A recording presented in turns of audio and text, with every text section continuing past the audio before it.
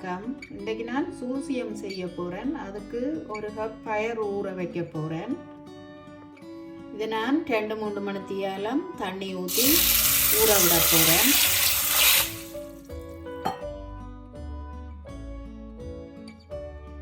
இப்போ இந்த சூசியத்துக்கு ஊற வச்ச பயறு நல்லா ஊறிட்டுது. நான் இதை அவிய வைக்க போகிறேன்.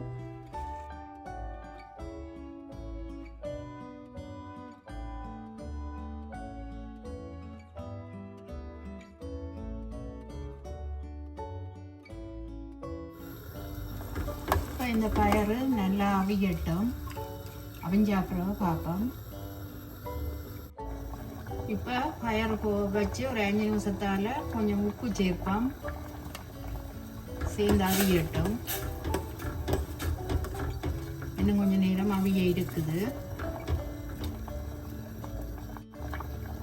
பயறு வந்து ஒரு 3-4 மணி நேரமாக ஊறினது. அதனாடி டக்கண்டு அவிஞ்சிடும்.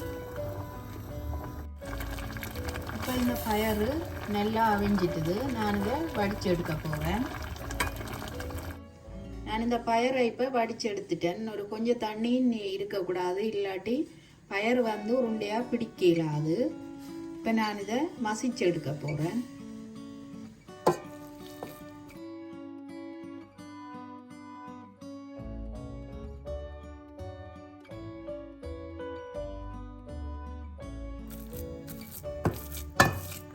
இப்போ இதை நான் நல்லா மசிச்சு எடுத்துட்டேன். இப்போ இந்த சூசியத்துக்கான உள்ளுடனை தோச்சு எடுக்கிறதுக்கான மாவை கலந்து எடுக்க போகிறேன். அதுக்கு நான் ஒரு சுண்டு அவிக்காத பச்சை மா சேர்க்கிறேன்.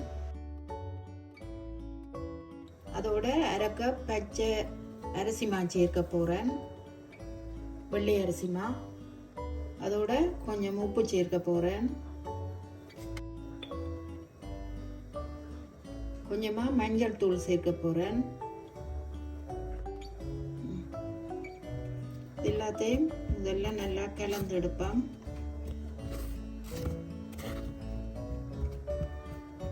இந்த மாவுக்குள்ள நான் இப்போ கொஞ்சம் கொஞ்சமாக தண்ணி சேர்த்து கலந்து எடுக்க போகிறேன்.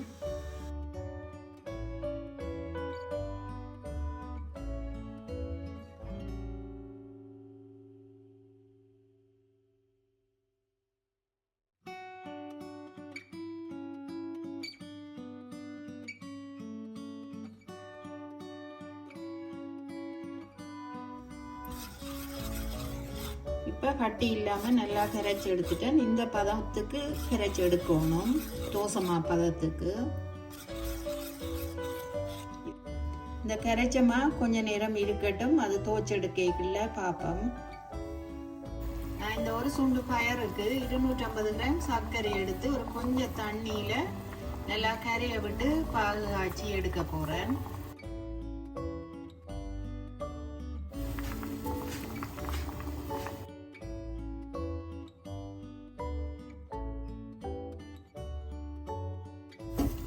கொஞ்சம் கரையா இருக்குது. நல்லா கரையட்டும். இது இந்த சர்க்கரை பாக கொஞ்சம் ஏலக்காய் சேர்ப்போம்.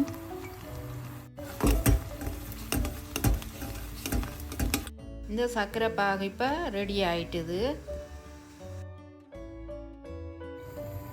நான் இந்த தேங்காய் இப்போ கொஞ்சம் நேரம் வறுத்து எடுக்க போகிறேன்.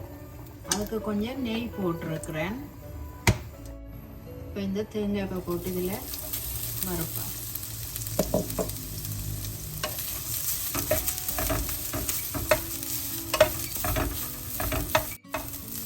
இந்த தேங்காய்ப்பு பொன்னிறமாக வறுக்க தேவையில்லை. சும்மா நெய்யில் ஒரு 5 நிமிஷம் வறுத்தெடுத்தாலே காணும். இந்த வறுத்து கொண்டிருக்கிற தேங்காய்ப்புக்கு இதை வடித்து விடுவோம்.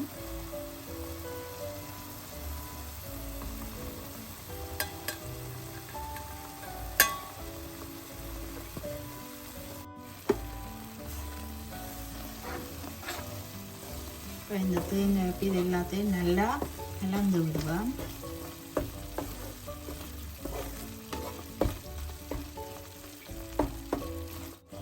இனிமேல் இந்த மசிச்சு வச்ச பயரை கொஞ்சம் கொஞ்சமாக சேர்ப்பேன்.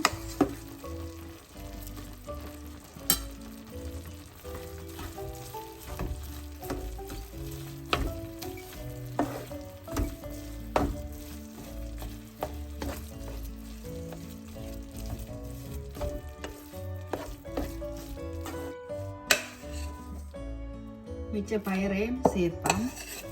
இதுக்கு உப்பு சேர்க்க தேவையில்லை, ஏனெண்டா பயருக்கையும் போட்டு அவிச்சிருக்கேன். மற்றது இது தோச்செடுத்து போடுற மாவுக்கே நான் போட்டு சேர்த்துருக்கிறேன், அதனாடி தேவையில்லை. நல்லா இந்த சர்க்கரையும் தேங்காய்ப்பும் இந்த பயரில் சேர்ற மாதிரி எல்லாத்தையும் நல்லா கலந்தெடுப்போம். முதல்ல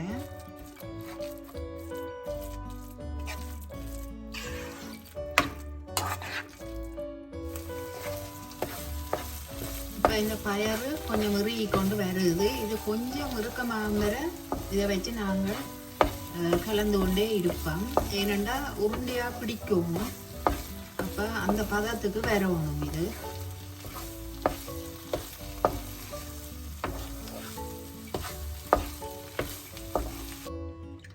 பயறு சர்க்கரை தேங்காய் எல்லாம் நல்ல பதத்துக்கு உருண்டை பிடிக்கிற பதத்துக்கு இப்போ வந்துட்டுது. நான் இதை ஆற விட போகிறேன். ஆற விட்டுட்டு தான் உருண்டை பிடிச்சி எடுக்க போகிறேன். இப்போ இந்த பயறு வந்து நல்லா ஆறி இறுகிட்டுது. நான் ஒரு அளவளவான உருண்டைகளாக பிடிச்சி எடுக்க போகிறேன்.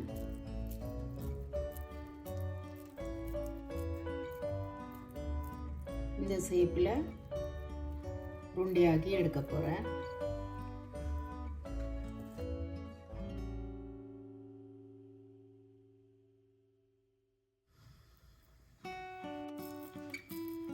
இந்த அளவில் மிச்ச உருண்டையும் பிடிச்சு எடுத்துட்டு உங்களுக்கு காட்டுறேன்.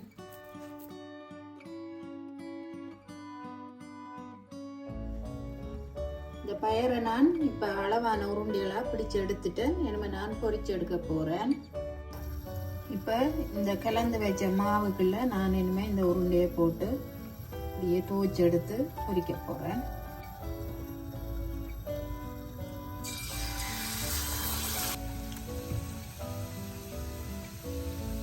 கையை வையாமல் இந்த கரண்டியாலேயே நாங்கள் துவைச்சு எடுத்து அப்படியே போடலாம்.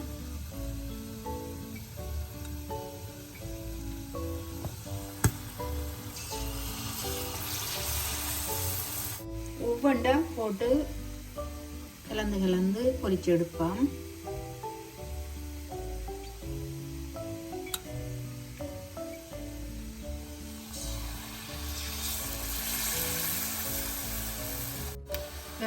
எடுப்பம் பொரிஞ்சிட்டுது.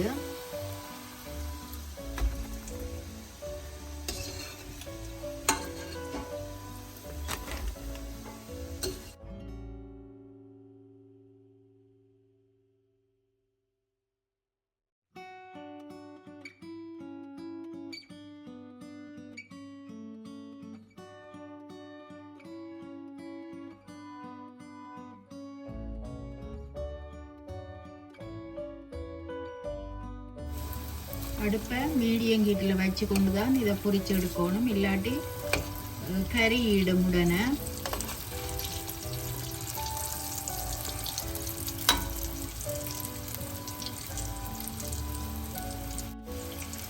இந்த வெளிமா பொரிஞ்சாலே காணும், எடுக்கலாம். இப்போ பொரிஞ்சிட்டது, நான் எடுக்க போகிறேன்.